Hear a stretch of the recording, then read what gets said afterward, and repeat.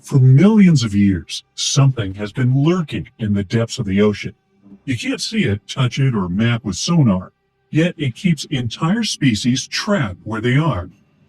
Recently, scientists uncovered its victims, strange jellyfish cousins that look almost identical, except for one odd detail. One travels the world's oceans, the other is stuck in the Arctic, unable to escape. What blocks its way? It's not ice, not land, not even death, something far stranger. Let's take a look at this mystery. The jellyfish in question belong to a subspecies with a pretty complicated and hard to pronounce name, so I won't. See? Anyway, they live very deep in the ocean, about 3,300 to 6,600 feet down.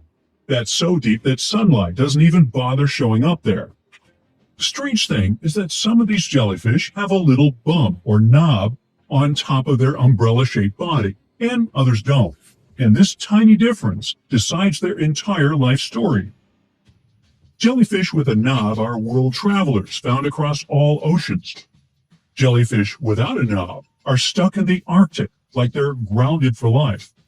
To figure out what was going on, scientist Javier Montenegro and his team looked back at more than 120 years of jellyfish photos and sightings. Then they added in modern DNA testing. The results were curious.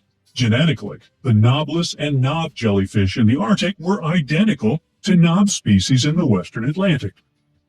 In any case, this bizarre similarity aside, only the knobless jellyfish are trapped in the north. So, what's keeping them from leaving? It's not a giant underwater wall or a rocky barrier. Instead, scientists think the wall is biological or linked to geography. Just like something called the Wallace Line, nature's invisible border. So, imagine sailing on a boat in Indonesia, crossing from the island of Bali to the island of Lombok. It's only about 22 miles, not even enough for a long nap on deck. Once you're there, the beaches look the same, the weather feels the same, and the palm trees all sway the same way. But when you look at the animals, it feels like stepping into a different universe. Birds, mammals, even reptiles suddenly don't match what you just saw a short distance away. That invisible line dividing the two worlds is the very Wallace Line. The story began in 1859. Alfred Russel Wallace, a British naturalist, traveled through the East Indies. While hopping between islands, he noticed something that didn't make sense. On the western islands, like Borneo and Bali, the animals all looked like they belonged to Asia. Monkeys, tigers, woodpeckers, the usual. But east, the animals seemed to have come straight out of Australia. Marsupials, cockatoos, even kangaroo cousins. The two sides weren't blending at all. Wallace realized that a narrow stretch of water could act like a massive biological border. How could two islands, close enough to see across the water, host such different wildlife? The line is not just some quirk of nature, but the result of powerful geological forces. Between the islands, there are underwater trenches that have never dried up, even when ancient sea levels rose and fell. To the west, you can find the Sunda Shelf. That's an enormous sunken platform that once connected Asia to nearby islands. That's why Borneo, Sumatra, and Java are packed with Asian-style wildlife. To the east is the Sahel Shelf. It once linked Australia and New Guinea, helping Australian species spread. The Wallace Line slices right between these shelves. This part of the world, the Indo-Australian archipelago, is where four massive tectonic plates slam into each other. As the seas rose, animals became trapped on islands. When seas fell, some species made it across, but not so many. That's why two islands, separated by just a short boat ride, ended up with completely different ecosystems. The Wallace Line isn't some recent discovery. This invisible border has been messing with animals for millions of years. Now, back in the Pleistocene, when giant mammoths roamed our planet and the oceans were up to 400 feet lower, many of the islands in Indonesia were actually connected. Tigers and elephants could stroll from place to place without ever touching water. But even when sea levels dropped that much, Asia and Australia never linked up. There was always a stretch of really deep water between them, and that watery gap acted like an uncrossable wall. For more than 50 million years, it's been stopping animals from mixing, keeping Asia's lineup on one side and Australia's weird crew on the other. That middle zone of islands, the one stranded between the two continents, is called Wallacea.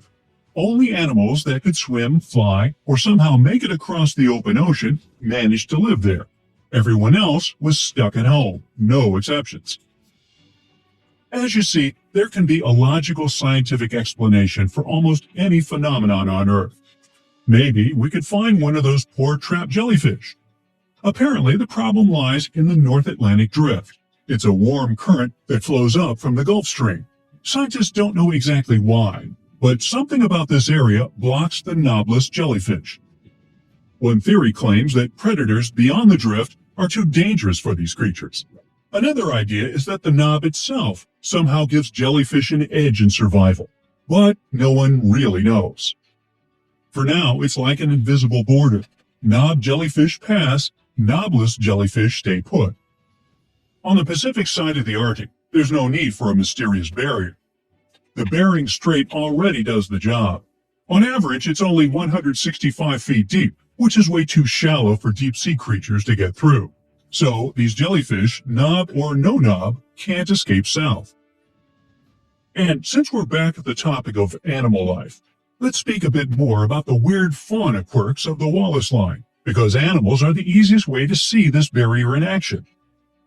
Birds, for example, often refuse to cross even the tiniest gaps of open water, so their species stop right at the line. Mammals are even stricter. Bats can cross because they fly, but larger land animals never made the jump. On the Australian side, it's all about marsupials like kangaroos and possums. You'll also find native rodents that settled there more recently. On the Asian side, you get a different cast: apes, elephants, tigers, cats, monkeys, rhinos. Sure, there are some oddball exceptions. Sulawesi, right in the middle of the divide, has macaques, pigs, and big-eyed little tarsiers. But overall, the split is obvious. Step off the boat, and the animal world changes completely. But then, what about plants? Well, they don't always follow the rules as neatly. Seeds can hitch rides on birds, float on water, or get blown by the wind. But even here, the Wallace Line shows up. Take eucalyptus trees, for example. They're as Australian as kangaroos. Almost no species make it across to Asia. There's just one exception, which somehow popped up on Sulawesi and the Philippines. That's the magic of the Wallace Line. Two islands can look the same climate, same forests, sometimes even close enough that you can see across the strait. But their animals are like night and day. And it's all because of an invisible border in the sea that's been in place for millions of years. Such discoveries might sound small, but they're important. They show us that there are still hidden boundaries in the ocean that humans don't understand. These invisible fences could explain how marine animals spread, evolve, and survive. As scientists put it, finding two different body shapes inside a single genetic family shows how little we know about jellyfish and other gelatinous creatures.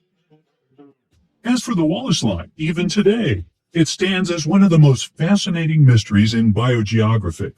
It reminds us that life doesn't always spread evenly. Sometimes a short stretch of water can act like an uncrossable wall. There's a lot more mystery in the deep sea than we thought. That's it for today. So hey, if you pacified your curiosity, then give the video a like and share it with your friends. Or if you want more, just click on these videos and stay on the bright side.